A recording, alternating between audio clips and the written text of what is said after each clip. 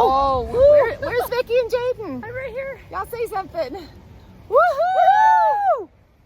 Hi, Debbie and I have made it back from Kenya, and now I'm in the process of creating videos to tell you about how our trip went. This video is an overview of each day. The trip started off well. We all arrived on time with our luggage. Debbie took the team out for lunch while I had an appointment with a pastor who wants me to join him in Nepal to train Nepalese pastors, which I think I'll be doing in September. On day one, the ladies went to give Denka a baby shower. It was a huge success, and she had the baby 3 days later. His name is Gren. They also got to see where Grace Kika has her YOLO ministry. YOLO stands for Youth Outreach and Leadership Organization. While Debbie was out there, the guys and I went to see where King David lives and where Nemo creates the Delivering Dignity kits. On day two, Saturday, the entire team went on the bus and began our trek south down to Namanga in the heart of the Maasai land. We visited our first school and got to tell the girls about the soccer league that we're starting, as well as train them in basic soccer skills, thanks to Allison and Jake. After that, we showed them the uniforms, and they went crazy. It was like Christmas on steroids. They were so happy. And as if it couldn't get any better, they were even more excited knowing that there was a trophy to be won. While Allison and Jake were training them in the basic soccer skills, Debbie and I and the rest of the team talked with a principal about how Delivering Dignity was helping the school. We learned so much. We learned that before Delivering Dignity started, there were about 30 girls who would drop out of school each year due to getting pregnant and then being married off. Now it was down to only one for this year. At the end of the day, our team played their girls in soccer. It was so much fun. It was hilarious at the same time. We ended up scoreless, 0-0, out of breath after 40 minutes of playing, and boy, was I sore the next day. We then headed back to our next hotel near the Tanzania border. Getting out, all of the Maasai vendors would try to sell our ladies their goods. It was quite funny.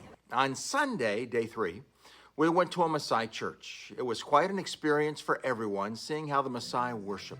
What was different was seeing the men worship and dance with the songs. Everyone had a fantastic time. After giving the sermon, we then had lunch and broke up into 3 groups. Debbie taught the ladies, I taught the men, Grace Kika had the youth, and many of our people loved on the little ones. On Monday, day 4, we went to the local market so people could see what it was like. We then went to our second school. While there, we handed out Delivering Dignity kits as Debbie and her team also trained the girls in how God has designed the female body. The girls were extremely grateful, as you can see in the smiles on their faces. Then Jake and Allison taught the girls soccer and saw even more excitement over the fact that they learned there was a league forming on their behalf, and they had uniforms as well as a trophy. While they did that, we met with the principal and again found out that more of the girls were staying in school. On Tuesday, day 5, Debbie had a women's discipleship training at one of the local churches.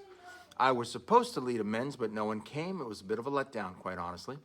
But we also went to a third school after that and taught them soccer, gave out uniforms, and showed them the trophy. Again, tons of excitement. In your own uniform.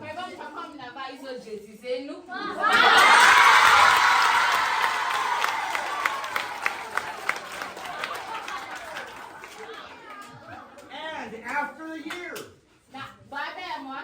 after you play each other multiple times, then you will come to the finals. And the winner gets...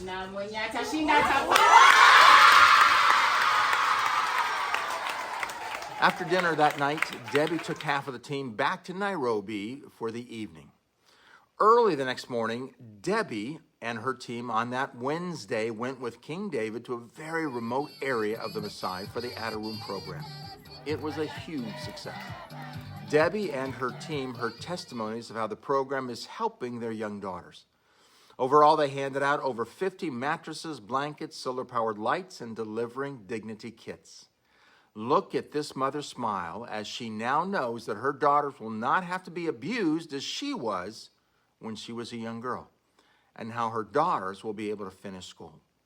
They even got to go into one of the rooms that was built. You can see that video clip below.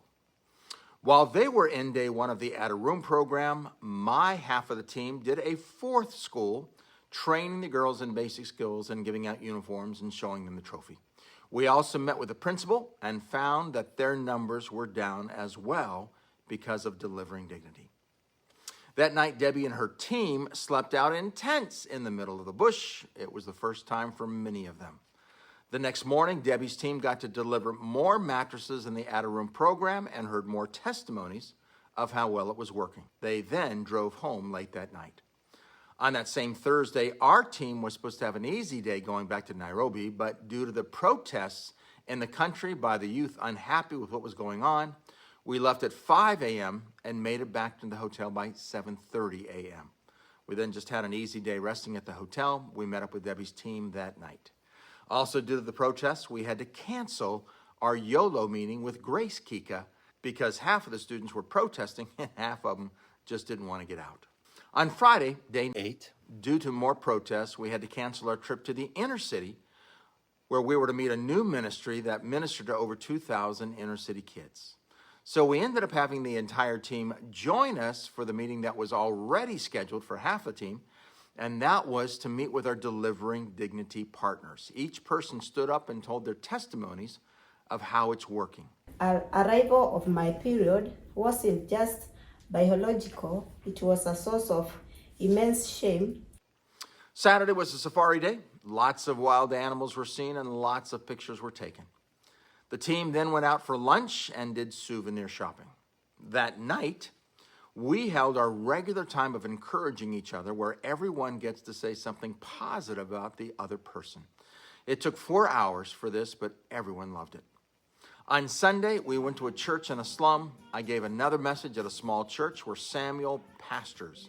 He's the one who has taken Unveiling Glory material out into the many counties of Kenya.